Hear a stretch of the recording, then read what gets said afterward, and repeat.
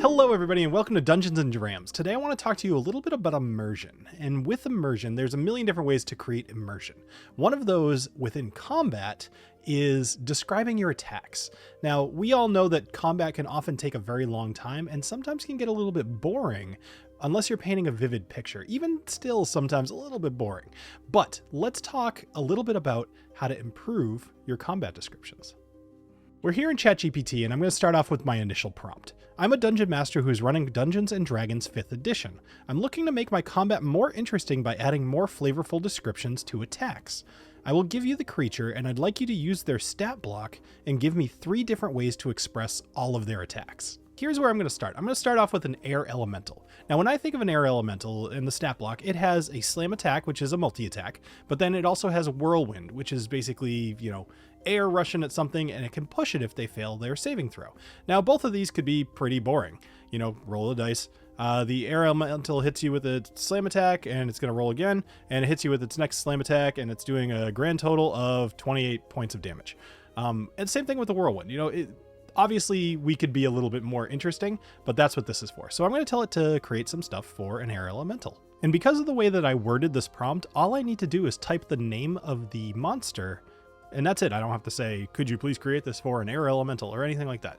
Just air elemental. So here's where you need to be a little bit creative. So these are all written and they're going to be a little bit dramatic. So you definitely want to read these first, because otherwise you're going to sound like Storm from the 1990s X-Men, right? Hail! Fill the skies with rocks of ice! Right, just way too dramatic. But check this out. The air elemental whirls into a violent tempest, sending a ferocious gust at you. The wind solidifies into a hammer-like force. Does a 16 hit? Something like that. That's way better than just the air elemental is going to use its slam attack against you. Now, given you don't want to use these all the time, you want to sparingly use these because it does get a little bit long-winded and just people will kind of tune it out. But throwing one of these in there every now and then, it's great. Now, try this one. The air around the elemental churns violently before it lashes out with a concentrated blast of wind, shaped like a massive invisible hand. Now, boom, that's right in my head. Now, I'm picturing this air that just smack you, right? So that's great. So let's go ahead and think about the whirlwind attack. Now, it gave me 3 of them, and they're okay. I would probably change the wording just a little bit, but I like the 3rd one here. The elemental's core pulsates before it erupts into a swirling maelstrom. The raging whirlwind moves unpredictably, attempting to ensnare and batter you with gusts powerful enough to uproot trees. Go ahead and roll your saving throw, right? So that's a lot better. Obviously, if you have it in your head too, it'll sound a little bit more natural than me just reading off a page too. Now, this is something that I didn't expect. It has a move attack here, which it doesn't actually have a move attack, but it wants to describe its actual movement speed because it probably read the stat block, saw it had movement speed, and it's like, hey, you know what? That's a physical thing it's doing. Why don't I describe that too? I did not expect this. It didn't do this in my prior time trying this, but let's go ahead and describe that. The air elemental flows like a swift breeze, moving with an eerie silence before it suddenly gusts with the force of a gale, seeking to strike you from an unexpected angle. Now, this would be, the air elemental's moving into position, and it's going to hit you with its slam. So I'd go immediately from that into one of the slam attack readings. All right, let's try a different animal. Up next is going to be the basilisk, and I picked this one specifically because all it has is the petrifying gaze and then a bite. So we all could picture what the petrifying gaze does. That's actually something we could probably riff on pretty easily. But if you think about a bite from a basilisk, what's that like? The answer is not pleasant. So we could try something like this. With a sudden lunge, the basilisk snaps its powerful jaws towards you, its teeth sharp as daggers, aimed to sink deep into flesh, inflicting a wound that oozes with venom. Now, this is where you could actually break it up, and you could say, all right, before the hit and then after the hit. So, aiming to sink its teeth into you. Roll, roll my attack.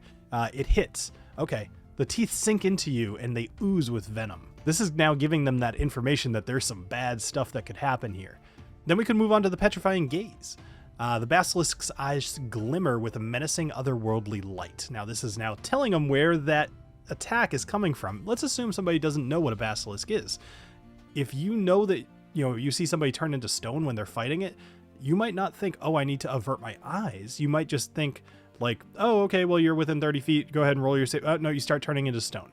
That gives the other players nothing to go on. They're just like, oh, crap, this thing can turn me to stone. But now you're saying the basilisk's eyes glimmer with a menacing otherworldly light, As its gaze meets that of its target, the air seems to grow heavy and the victim's limbs start to stiffen, as if turning to stone. That's perfect. Now the players know, oh crap, don't look at the basilisk, right? So this is where it can be super useful. I probably don't have to sell you on the fact that this is a good thing, more just being creative is tough, especially in the moment. So if you know your players are going to be fighting some stuff, throw a couple of these into your binder. You know, now you have, every now and then, every few hits, or maybe even the first hit, describe things like this. Now let's go on and do one more creature. Because I really wanted to challenge myself, now I have a Toral fighter.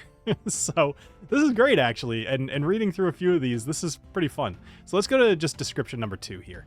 And this is the Toral's muscular arm moves with a surprising agility as they thrust their weapon forward. The tip of the sword gleams as it seeks to find a chink in your armor, driven by both skill and raw power. I'd probably leave off that little last bit, but basically just saying like this Toral can move, and I like that. Lets you know that maybe you might not be thinking of it as just a defensive turtle, and this thing's actually an accomplished fighter.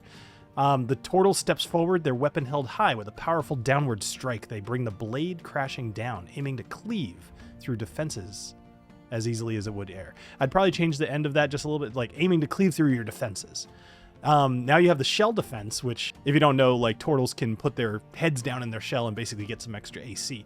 With a practice maneuver, the Toral fighter retracts into their shell, transforming into an almost impenetrable fortress.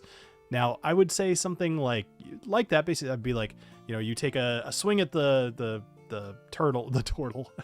That's just a weirdest thing. You take a swing at the Toral with your axe, and with a practice maneuver, the Toral fighter retracts into their shell, transforming into an almost impenetrable fortress. Now that lets the player know, oh, something weird's going on, and you miss your attack, right? So let's go with the shield bash, right? So the Toral lunges, using their shield not just as a protection, but as a weapon. The edge of the shield is aimed squarely at you, intended to strike with a solid, bone-jarring impact. Does a 13 hit? No. The Toral misses. So this is how you could do this. But this is all fun. And this is very much going to depend upon what you are fighting. But you probably know what your players are fighting before they fight them. At least if you're running kind of like a long-standing campaign, not using a ton of roll tables, or if you are using roll tables, you got a whole lot of this to do. More so, what I would do is I would not only do it for monsters, but also do it for your players. Because players, I mean, I don't know about your players, but my players don't always describe their attacks. Sometimes they do, and it's awesome when they do. But if they don't, they might be the ones saying, well, I swing my sword and a 17. And I'd be like, yeah, that hits. All right. So you swing your sword, blah, blah, blah, and go forth with that. And find a whole bunch of stuff. Have like a list of 10 per character. And that would be really cool to just throw those in there. And you can rotate those out. Print them off so you don't have to handwrite them, right? This whole thing is meant to make your job easier. Hopefully this helps to consider how to create immersion within your game. And your players will love it. You'll love it. Maybe if you do it enough, they'll start doing it too, which is going to be really way more fun. And consider using this to help describe creatures too. Maybe we'll do that in a future video. All right. Thank you very much for joining me here on Dungeons & Drams. Have a great rest of your night. Cheers.